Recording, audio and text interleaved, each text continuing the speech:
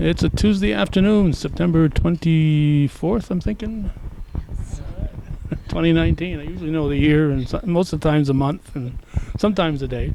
Who am I speaking with? Darlene Collins, the Director of Clinton County Office for the Aging. All right, you haven't been able to say that too long now, have you? May. Brand new director. Darlene, we're at, what is this building called here on the airbase at 130 Arizona Avenue? What's called? Our county mental health offices are here, Okay. and they have this lovely auditorium that's Okay. great for community events. We're having a community event today. What Yes, we are. Listen to.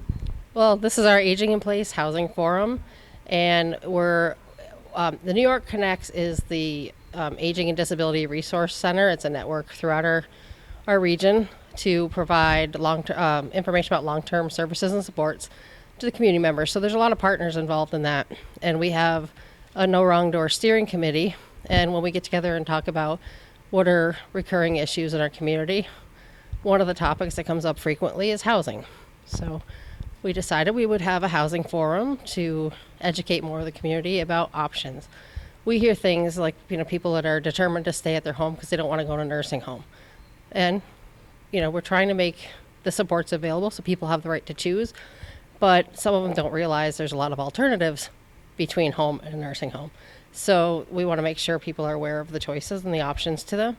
And we have the opposite side of the spectrum would be when we have people who, if something happens medically and they have trouble navigating their own home, they might not know there's actually programs available that can help with home modifications. So living at home is still a choice. So we can still So we want to make sure they know what resources are out there, what options are out there, so they have better choices and more information to make those choices. Okay, so what are we looking for is going to happen here today? You got different, I see brochures from different entities here. Some of them will do a little pitch for their. We have a panel of speakers they're going to go over some of our housing options and some of the different programs that are out there to help. And then we have resources so people can ask more detailed questions. And since we have limited space here, we have a lot of brochures from other entities that if they're interested, they can pick those up and take them with them and give them a call directly. I expect that most people's number one option would be to stay at home where they've been for probably decades. But there are options where they can go and have some kind of communal type living, but you can't be in a nursing home situation with needs to go in one of those places, right? Yep, there's lots of different options in between. Okay. I'm sure a lot of different costs too. Absolutely. But does the Office for the Aging work with these people? If somebody comes to you and says, my parent or myself, I'm getting that age, I'm starting to wonder what I should do, and so you work with them for alternatives and making So things work out. that the New York Connects program is designed to do just that, to give people what their options are in an unbiased way. So you're not actually talking to the vendors of the product, you're actually getting all of your options in front of you. If you go to a vendor, they're going to say, here's what Hey, you mine's should best, do. yeah. You should do. And you said there's our ways to make the home more compatible so they can stay there, so it can be Programs to support that too. So there's home visits and stuff like that, that kind of option. there's a whole network of community supports here and different ways to access them. So So I imagine it'll be mentioned more than once for the presentation is over, but if people want to get information, what should they do? they can call our office. We have it's 518-565-4620. It's the County Office for the Aging. JCO has a senior outreach program. You can reach through there. North Country Center for Independence also has a New York Connects. They're a New York Connects partner as well. So the New York Connects is designed to be a no wrong door. So no matter which door you walk in, everybody has the same knowledge of services to be able to provide options. Okay. So your office is the government center, or where's your office? Yeah, 135 Margaret Street. Is it not in the main part, but in one of the little side doors there? We're in the middle building of the three. The government center in Plattsburgh. And you got the phone number, and I imagine if you've got an outreach center in your hometown, you can go to them. Yep. They'll be able to direct you to where we need to be. Yep. Anything else, Darlene, that I should ask? I think that's what I have. We got the experts coming up soon. So. All right. Well, she's not an expert. Thank you, Darlene. We're going to have some speakers here for you. Is it working? We can't hear you. Good luck, because this, oh, there we go. You have to be really close on this one. I'm looking for purple, so. Is this better? Okay. Well, good afternoon. Thank you for being here. In our community, we have a program called the New York Connects. It's an aging and disability resource center. It's actually a network that involves several different partners in our community. So what it's designed to do is to provide information about long-term supports and services and in an unbiased manner. And it's designed to be a no wrong door system. So no matter what agency you walk into, all of us have the same information and can share that information with you. We have a no wrong door steering committee, and the committee gets together periodically. And one of the things that we like to talk about are common issues, recurring issues, and housing comes up a lot. So we decided, in an effort to improve everyone's knowledge and education about this, to have this housing forum. So tonight we have a panel of experts. Yes, you're all experts. That are going to share some information on different housing situations for us and help us all become better consumers and more informed consumers so we can make choices for our own futures. We have John Farley from North Country Center for Independence. We have Amanda Haley-Bodette from EPC Housing Corporation. And we have Heather West from the Rural Law Center. So we're going to start with letting them have the floor with their presentations, and then we want to open it up for questions from all of you. And then there's more time to ask questions from the people in the back and find more information in the back of the room when we're through. So thank you all for being here.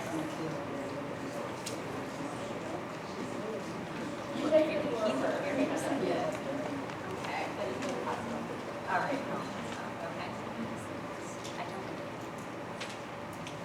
Hi guys, I'm Amanda Haley-Bodette. I don't need a microphone. I have never needed a microphone in my life. I'm from ETC Housing Corporation. We are a nonprofit organization that works with the homeless population in Clinton County. Our mission is to help individuals and families in Clinton County realize their hope for a better life by providing shelter, support services, and advocacy. We've been around for over 30 years. A lot of folks don't realize that we have a homeless population in Clinton County because it's not like New York City homeless, where they're out on the street in a cardboard box. We do it a little differently here. Just to give you a little facts and figures and numbers. Oh, and this, which I'm reading off of, it's a lovely little PowerPoint. It's in the back there if y'all would like a copy. In 2017, we assisted 1,213 people, persons, through 8 agency programs. In addition, we administered a summer lunch program and served over 4,000 lunches at 5 locations. So the free summer lunch program is a program that we put on every summer. Any children ages 18 and under can come to the 5 various sites. They are at ETC Housing Corporation, Ted K Center, Wallace Hill, Treadwell's Mills, and Rouse's Point. Those are the 5 areas. And anybody 18 and under can come during the summer during lunchtime and they will get a free bagged lunch. We don't ask for any information. If you're 19 and you show up, I'm not going to ID you. But it is a very necessary program that we have because there are a lot of folks that are food insecure in our area, and when summertime comes, the kids aren't getting free lunches at school, they're not getting free breakfast at school anymore, and sometimes the parents can only afford 1 meal a day, if that. So this free lunch program is a really big thing that we do, and it's sponsored through New York State.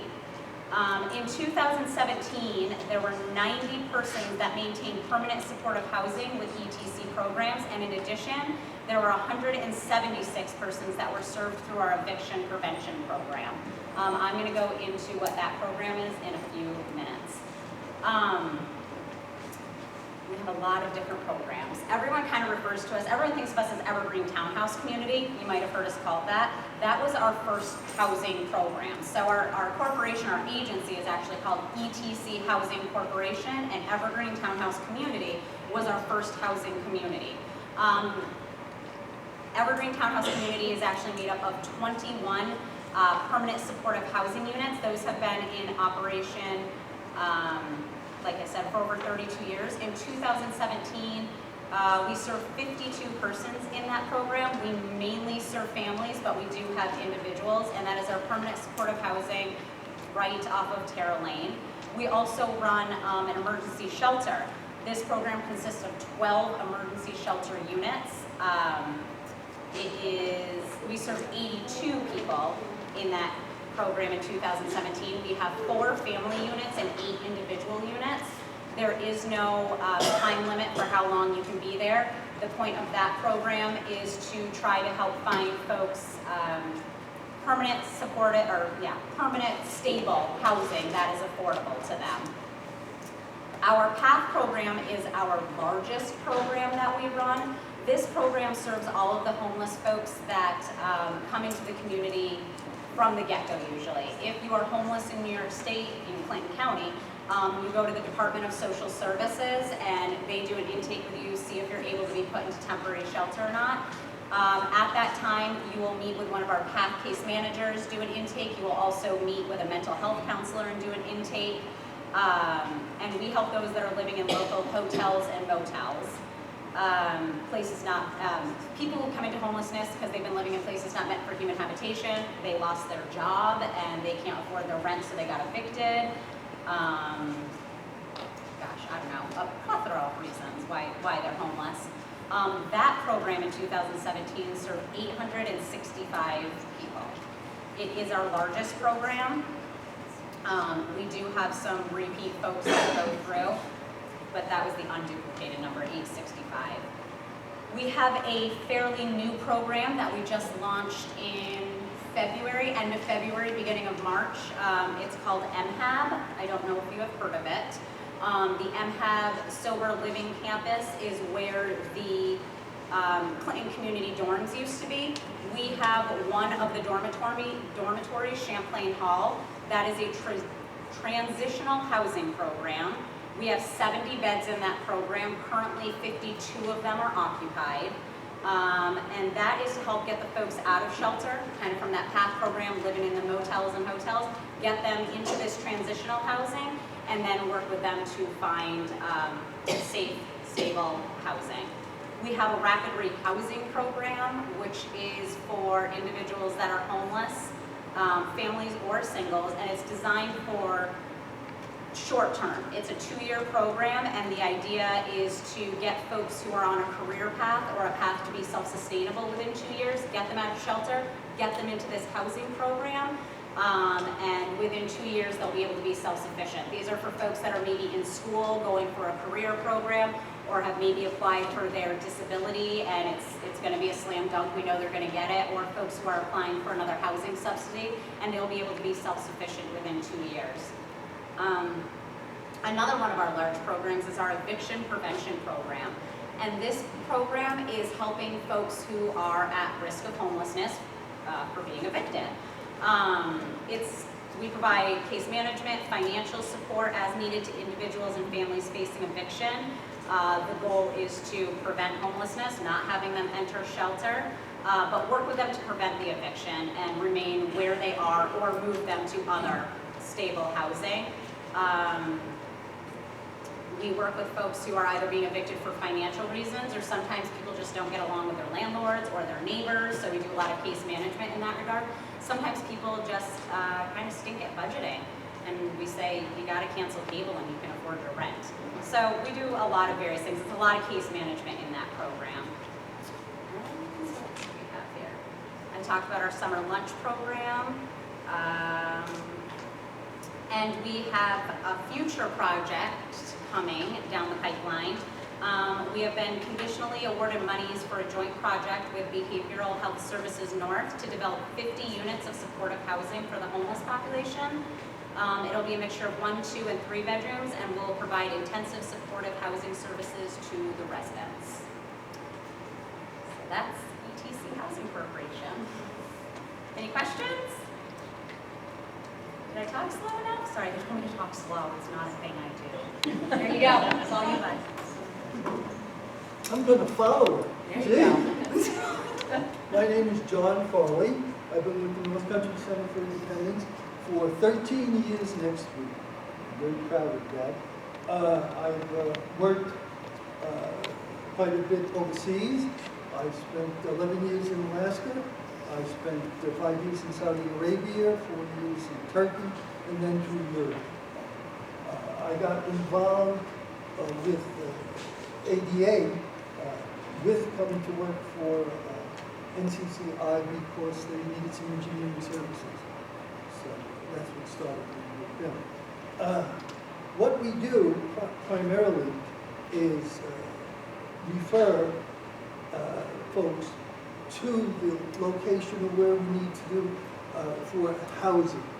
And usually that goes with repairing their housing. There's 2 organizations that you probably know. One is the Friends of the North Country, and the second that just started up last January was Rural Preservation. And both rural preservation is for people of low income that own their own home and are having problems meeting repair bills. And the Friends of the North Country is basically with housing. We work for them also. We go in for doing surveys for families that have someone in the house that is disabled. We'll go in, do a survey of what needs to be done, we'll say in the bathroom area or in ramps, getting in and out. They can come to us, we'll do it. And we'll use social services. This program that they are ramped with social services, they will do a research on finances for the family. If they qualify, they will provide all of the material and it will get delivered to the house. Then you have to get it built. You will not get the material until you have a letter that says you have someone that will build it. So I go in, I do the survey, I do the list of material that's going to be needed. It comes back to me. I don't look at it for funding. I only look at it that everything is there. Once it's there, we send it over to social services. They make the hit on who's going to get it, and that's the end of that. We also I do the ADA work in compliance. If you folks remember, about 4 years ago, people came in for Pyramid and took out the curb cuts. I don't know if anybody had that. And we made a complaint. We met with the company and they said, no, we were wrong, they were right. We went ahead and we filed for them. 18 months later, it was a court case, and they were fined $165,000, and then had to go back and replace everything they took out. We also took on Amtrak back about 3 years ago. You may remember it in the newspapers and things, that there was no way with anyone with a handicap or a wheelchair could get on an Amtrak from Montreal to Saratoga. We won that also too, and they put in equipment up and down the tracks for them. So Even in Canada? what? Even in Canada? No, we didn't know, only for our border. They could get on in Montreal. any other questions?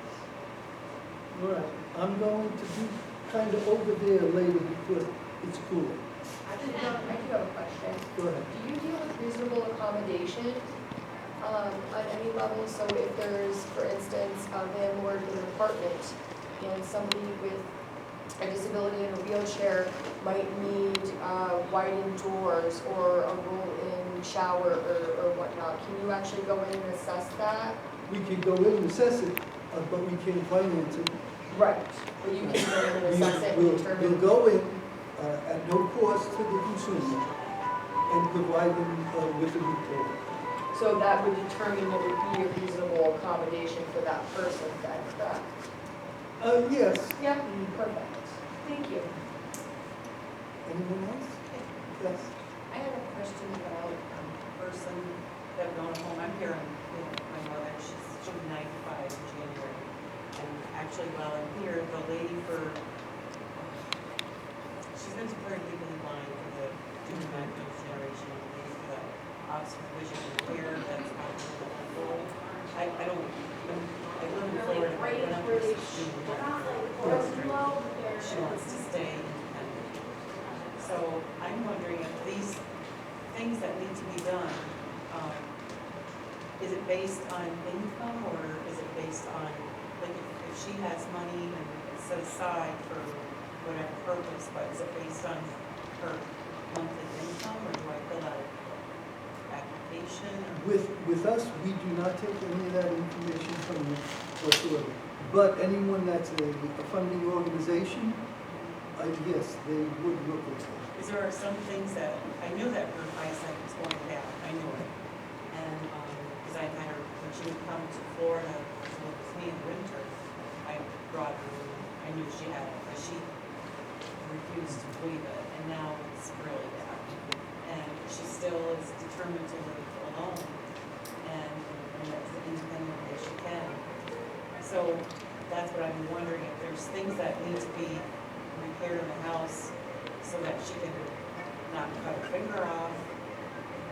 You know, that's what I'm worried about. And it's her home? It's her home, she Then, owns it. then rural would be the people she wants to The speak rural to. prison, okay. Yes, Because the Friends of North Country, that's more for housing. yes. Okay, so, and like, she has to go up and down stairs, and I'm sorry to take everybody's time, but this is like, I'm from Plattsburgh, I was born and brought up here, but I moved 16 years ago, so you know, you lose touch of this. But what I'm wondering is, with her eyesight, she has an attached garage, and that's where her washer, dryer is. She goes up and down that, there's 3 steps she's got to go up and down, and that's like my nightmare, she's going to fall. And she had a ramp or something so that she could just walk down. She has to use a walker. They make a difference, social services, it makes a difference between money that you have and income. Okay? I know for like food stamps and things like that they do. Then they But, Right, yes, and the So- program would, we would go. I'll come and talk to you later, but I don't want to take everybody's time. That's what I'm looking for, is things that would make her safer at home. Because I can't stay here forever with her. But we, oh, I'll come see you later. anyone else? All right, but when you think about it, just stop on. Thank you. Thank you. Oh, my turn. I'm Heather West. I am the Director of Civil Legal Services for the Rural Law Center. I'm a lawyer. Really, and that really is just a fancy way of saying I'm a lawyer with the Rural Law Center. The Rural Law Center is a not-for-profit. We are located here in Plattsburgh. We offer free legal services and advice if you are a resident of any of the 44 rural counties in New York. Obviously, Clinton and Essex count as rural counties. We are income-based, but we have some pretty generous guidelines. And if you are over 60 years old and a resident of Clinton County and Essex, we don't have to take into consideration your income. So if you have questions, you can contact us with Google intake, and we can try and help you out. And some of the subjects that we cover are pretty much everything. We don't represent you in court if you've been bad in criminal court, that's something different.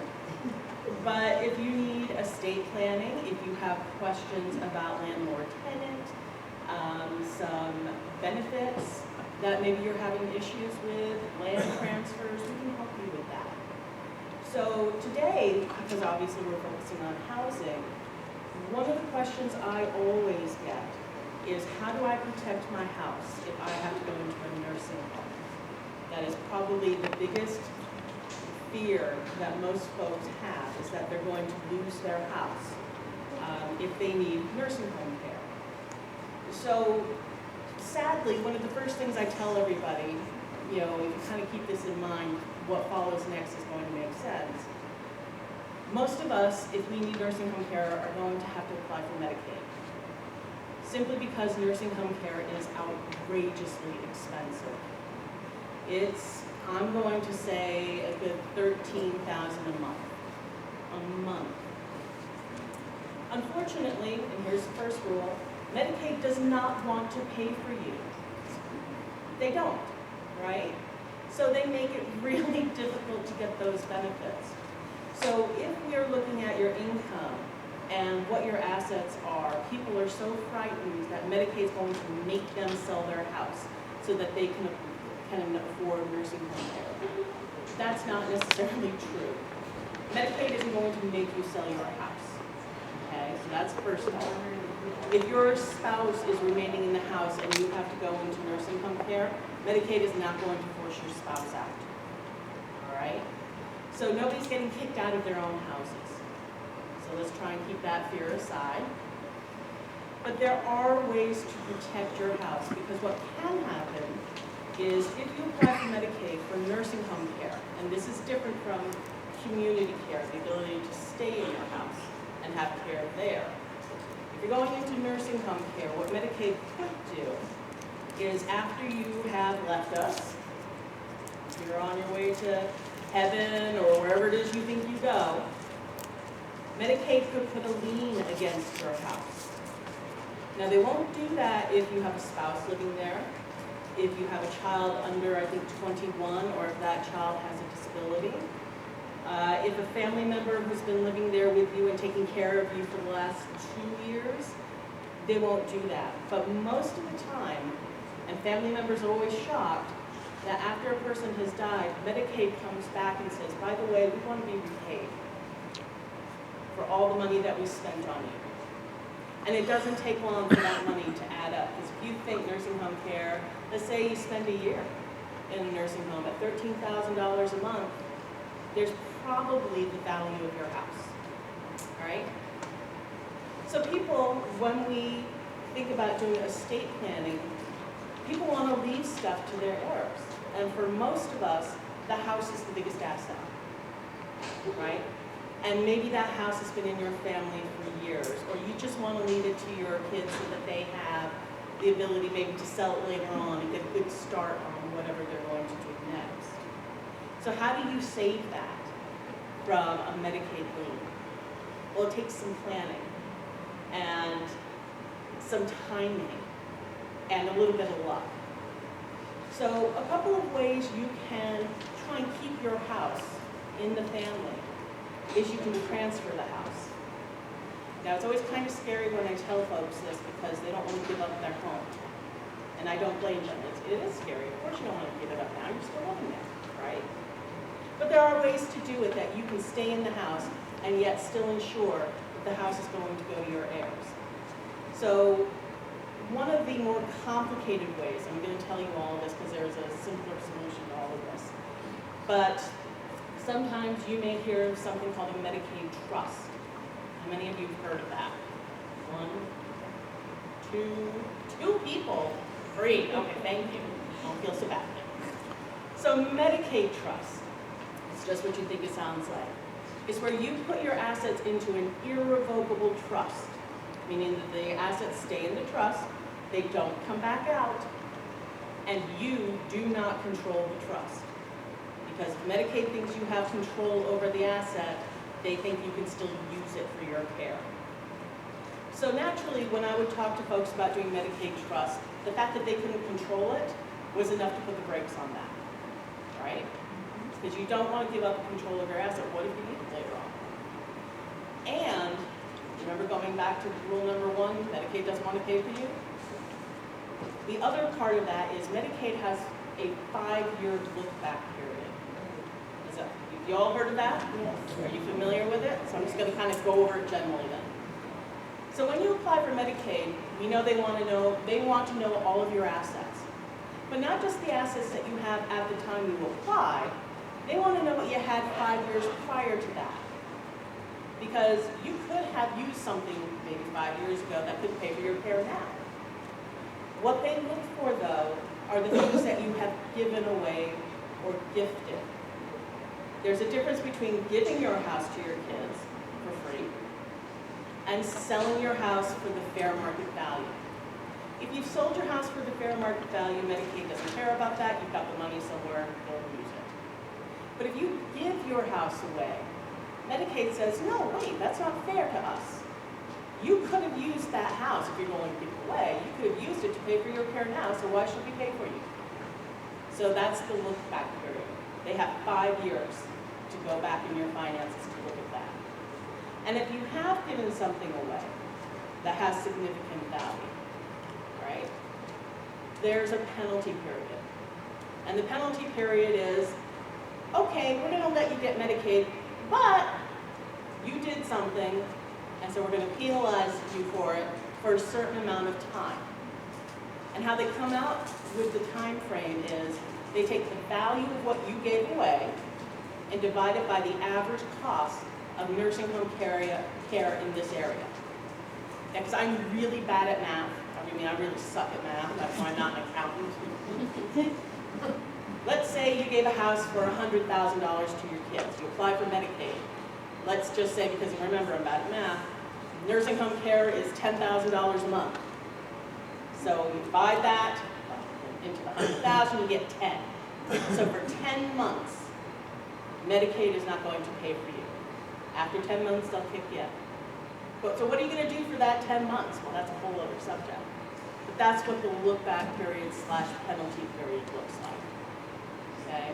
So when I say you need a little bit of luck and a little bit of timing, you kind of got to plan for these things like 5 years and 1 day in advance, right?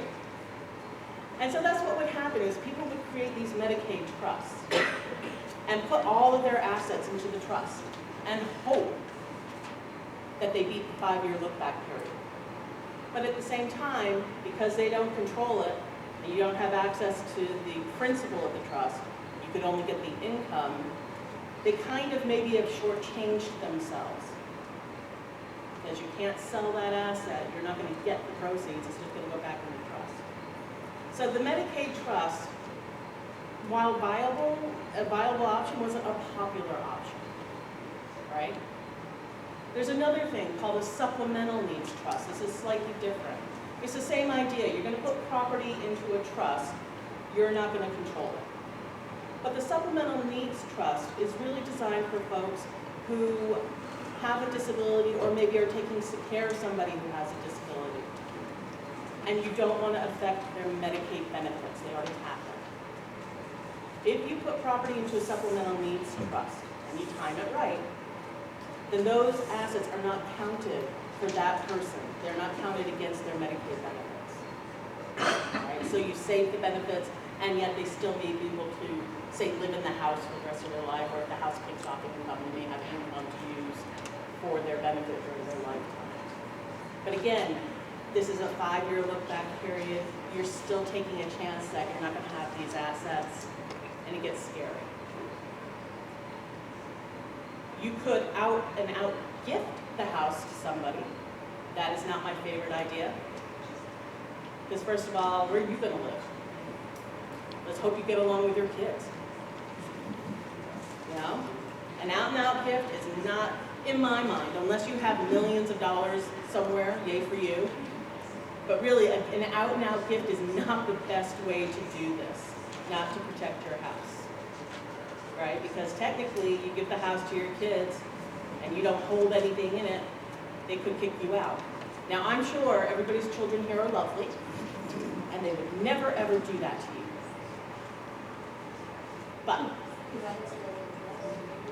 yeah. There's always that.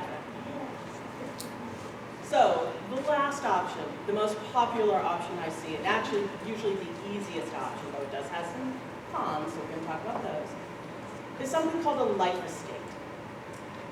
All right?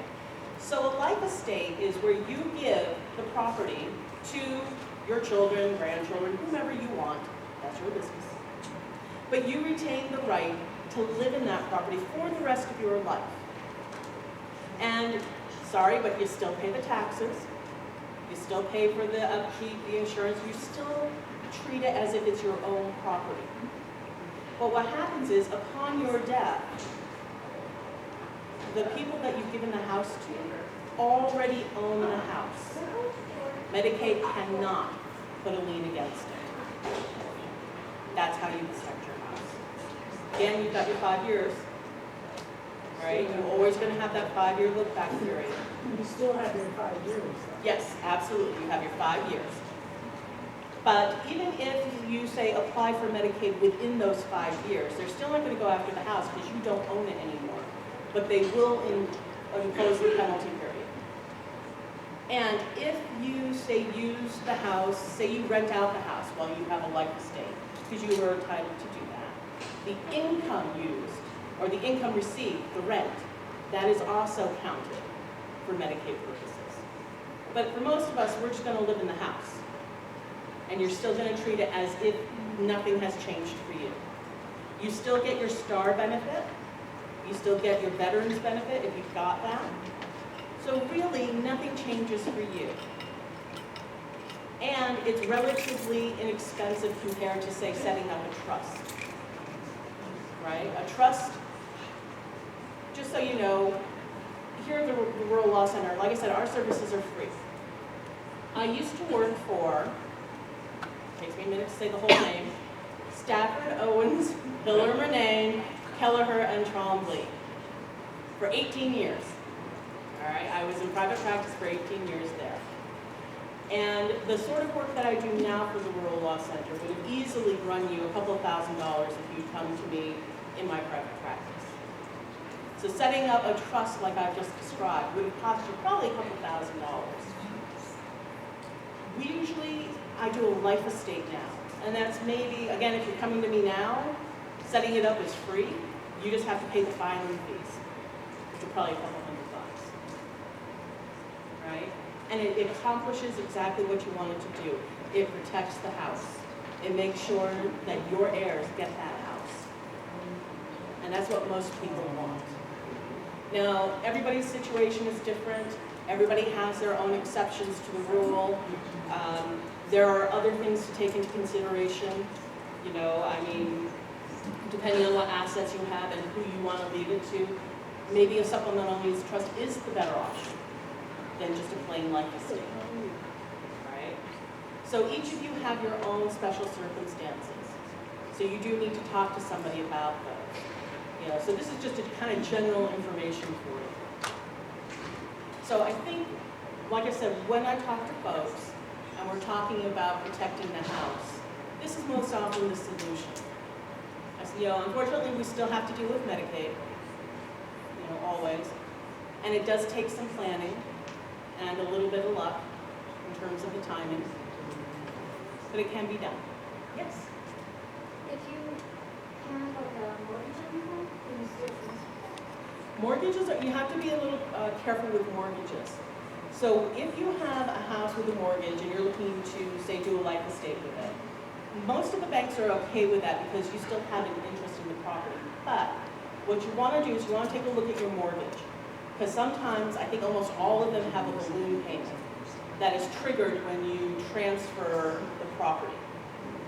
So what my recommendation for that is, if you have a mortgage, check with your bank and get permission from them to say, yes, it's okay with us to do a life estate. Yeah, and if you can, get it in writing. Lawyers love things in writing.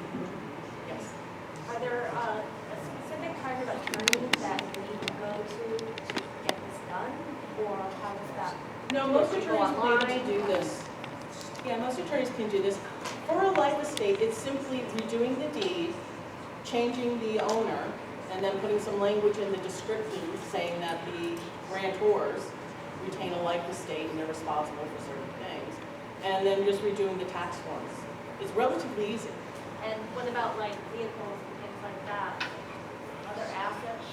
You can That's do, different? those are other kinds of transfers. I've never seen a life estate in a vehicle. I don't think it makes sense. It's an asset, so I don't. Yeah. There are other rules that may cover vehicles in terms of transferring them after death. Not necessarily for Medicaid purposes, but just say probate and administration of the estate. There are different rules. Also, just to kind of bring up, if you own a home with somebody, if you have what's called joint tenancy by the entirety, that's if you're married, you'll see that on your deed, or if you are joint tenants with rights of survivorship. When the one person passes away, the other person still owns 100% of the property.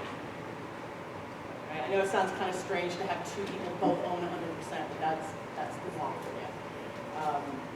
So if you have a joint tenant with rights of survivorship and you die, then whoever owns the property with you, they already own it. They don't have to do anything. And again, it's not part of your estate for probate purposes. So there's that too. Yeah, yes, any questions? I heard you say 5 years. Yes. Is that set in stone? I Yes. understood that depending on what you had for assets and resources, you could go back beyond 5 years. No, 5 years. It used to be, there used to be a different way to calculate when the penalty period began. So what would happen is you would do the transfer, this is before the rules changed. So you would do the transfer, and at the same time, the same day you did the transfer is the same day the penalty period started. So once you cleared 5 years, you were done. You ran the penalty period, you ran the 5 years, that was it. Now, Medicaid does the look-back period for 5 years, and then when you apply for Medicaid and are accepted into the program, they're going to calculate that penalty period. But now is going to start from when you apply and are accepted, so it goes forward now.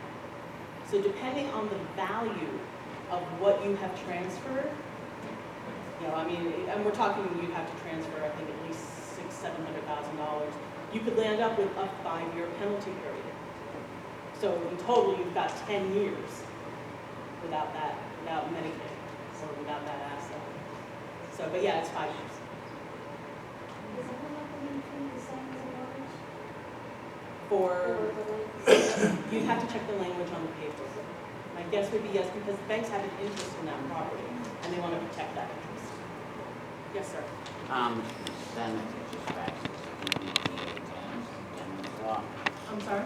The New York State Senate has just passed a new tenants law, and I know you're specifically addressing people who own houses, Yes. but I think there's a large proportion of seniors who don't own property, they Right. rent. So New York has passed significant changes to landlord-tenant laws to the tenant's benefit. There are a lot more protections now. There are longer time frames in when to serve things. There are a lot of protections for the tenant in evictions and holdover proceedings. As an attorney myself, I still am looking at this law it's so big that we're still looking at it and trying to figure out all of the nuances. It's only 115 pages. Yeah, it's huge.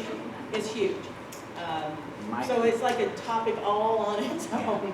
My concern is that I know a number of people my age who live in trailers, basically, rent them, Yes. ostensibly lease them, so they don't really own it as such. But there's still protections under New York state law for people who live in manufactured homes. And some of the new laws do affect that. So a good place to check out those laws usually is the New York State Attorney General's website. They tend to keep updating all of their information. But like I said, because it is such a significant change in the law, really it is a topic all on its own. But if there's something specific, I certainly can try and help.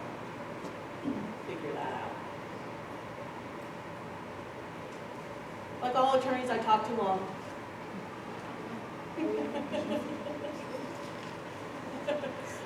Does anybody else have any other questions?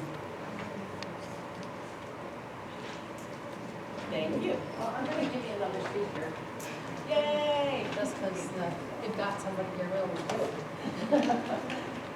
So, Ursa Maiano, she's got a handy little program that she's going to share with you. And she's gonna run down a few of the different types of housing for us too. And they're back here, if you want to take So one I'm with with you you. guys, I don't need a microphone at all. So first things first is, if you guys are looking for information on different types of housing, the two ladies in the back, Christina and Megan, are very, very well versed. I'm just gonna go over a list of some of the housing that's out there, and if you have any questions, you can refer to them. Obviously, home, senior housing, boarding homes, independent housing, family-type homes, assisted living, and skilled care. So again, if you have any questions about any of these specific housing type of things, those are the girls back there to speak with. And that handout that she's holding right there, there's extra copies in the back, and there's a nice explanation of each of those. I'm going to actually talk about my program. I work with North Country Center for Independence as well. I run the Olmsted Housing Subsidy. So that covers 3 counties. That is Clinton, Essex, and Franklin County. And I am the one person that kind of does that for those 3 counties. Now what that is a transitional program that assists people who are living in nursing homes or are unstably housed, homeless, who have been in a nursing home for 120 consecutive days within the most recent 2-year period of time, find housing back in the community. So my program actually stems from the Olmsted decision that happened back in 1999. It was a very big movement for people with disabilities. And it basically states that people who are in institutional-like settings that are allowed and need to be tried to be put back into the community. So like what these folks were saying, nursing homes are extremely expensive places. So one of the goals of my program is to actually reroute those Medicaid monies back into the community instead of into long-term care. It's very much more cost-effective to take care of somebody in their home versus inside a nursing home, and that's usually where people want to be, is at home. So my subsidy focuses a lot on just housing in itself, but I work very closely with 2 other programs as well. One called the CDPAP program, which is basically a consumer-directed program where people that are living in their homes can actually hire and fire and run their own services. And I also work very closely with Money Follows a Person, also called MFP program. And what that program does is help make sure that the person is actually ready for a safe transition back into the community. So between the 3 of us, we look at a person holistically in the nursing home. I work with people that have been in nursing homes for an extremely long time. I've worked with people at this point that haven't been in the nursing home so long, but we're ready to transition.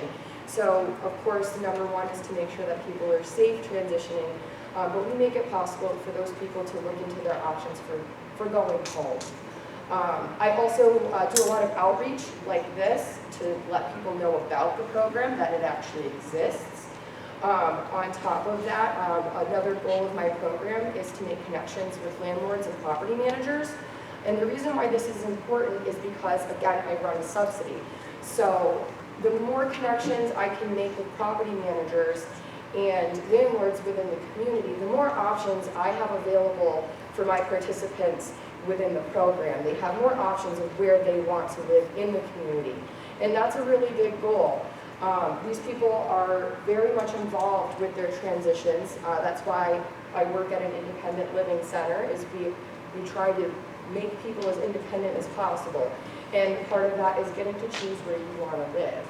So, like I said, a big goal is to open those options for those folks. And then, of course, the biggest goal is to help with those transitions in general. There is eligibility, as I was kind of saying before a little bit, with 120 consecutive days at a nursing home. But I outreach to a lot of agencies within the 3 counties that I work in to educate people about it, because you never know when you might run across somebody in that situation. Right now, I'm focusing a lot with Franklin County, more with veterans and homeless folks as well. And they have a couple of places, the Barnabas House, their opening Ruth House and stuff. So I am a little bit new to the position, but definitely branching out and trying to make sure that people are aware of what is out there. What I usually tell folks is if you're not sure, that's okay, make the referral, and we'll go from there. And if not, I house at an independent living center with a lot of resources underneath one roof. So if the referral doesn't get anywhere with me, we can move it on to the next place to try to get somebody some help. But that's pretty much the basis of my program. Does anybody have any questions about it? What was your name? Carissa Baiano. Yes, ma'am? I don't know if this has been covered this weekend yet, but I kind of have a memory that if you sign your house over to one of your children or somebody else, and somebody else owns the house, and they're going to a nursing home come down to your house and stuff. That was Heather. Yeah. And it is correct. Yes. Awesome. Yes, so, I mean, there are consequences to doing that, possibly penalty periods with Medicaid, depending on when you have done this. Yeah. But Medicaid doesn't come and take the house back. Yeah. They may just not pay for you. So you have to be careful about the timing of all of that. Yeah, I remember 5 years. Yep, it's a 5-year penalty period, and up to a 5-year penalty period. There's a 5-year look-back period. And again, depending if you're doing like a life estate is what I think you're probably referring to. The ability to stay in your house even though you've given it away. Yes. Yes, that's a life estate. Okay. So yes, you can do that. You just have to be careful. One of our biggest problems with folks coming in independent living is healthy moving and the expense of it. Is there There is. So, I'm sorry, I was not prepared, but yes, my program actually can be utilized in 2 ways. Like I was saying, it is an ongoing subsidy. However, if we actually have a decent amount of subsidized living around our areas, sometimes the waiting lists are a little hefty, but they do exist. So if somebody's already got a place lined up with subsidized housing, we have what are called community transitional services. So that's actually funds. So somebody applies for my program, I get them approved for the program, so they're eligible, and we find subsidized housing. These funds are set up to help with that transition. So that can be first month's rent, that can be security deposit, that can help pay for movers.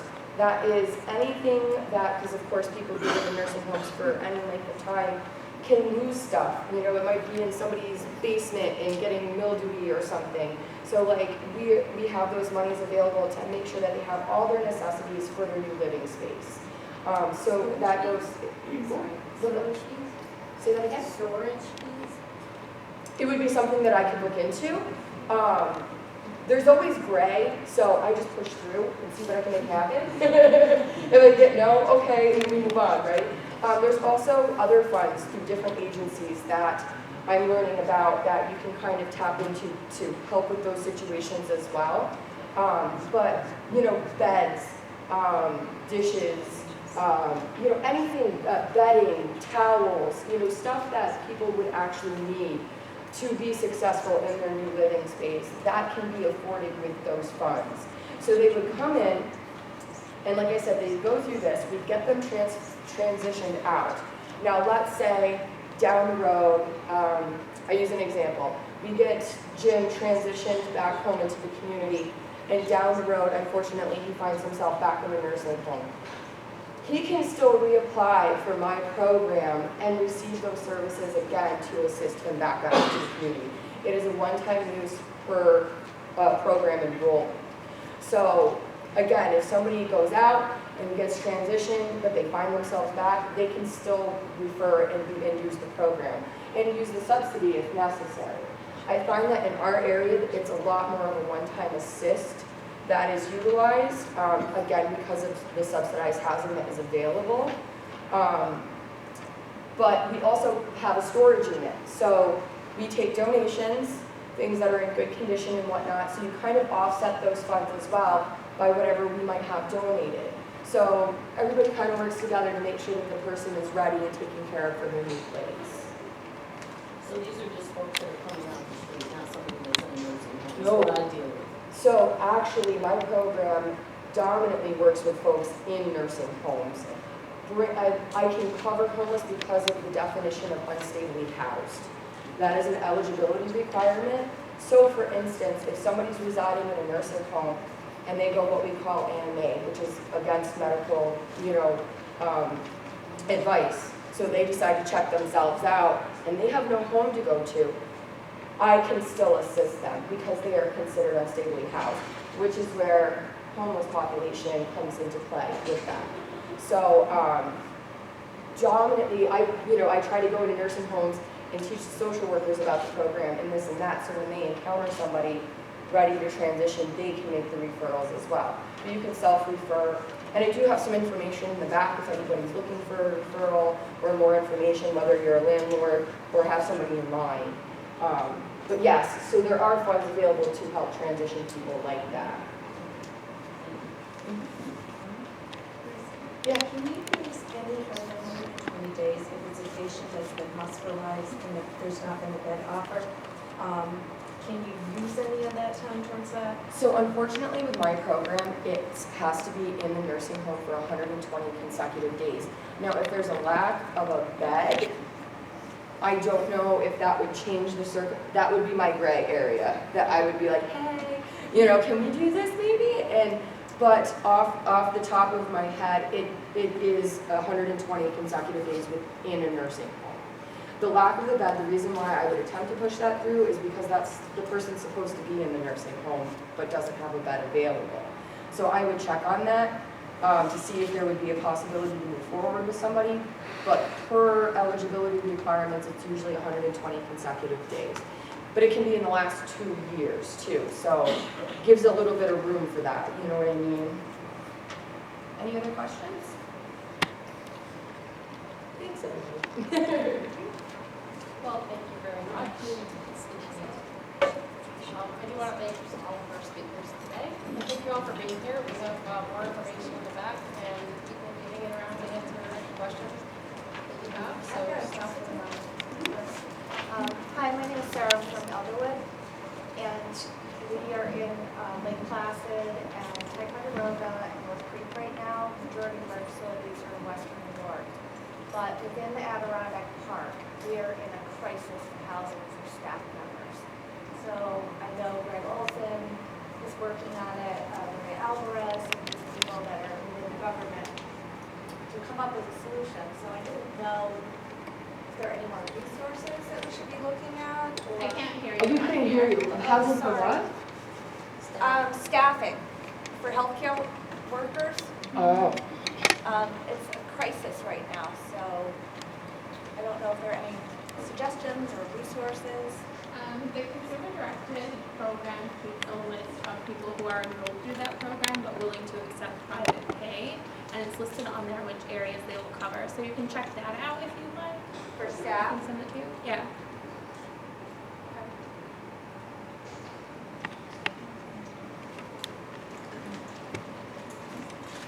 Well, thank you very much.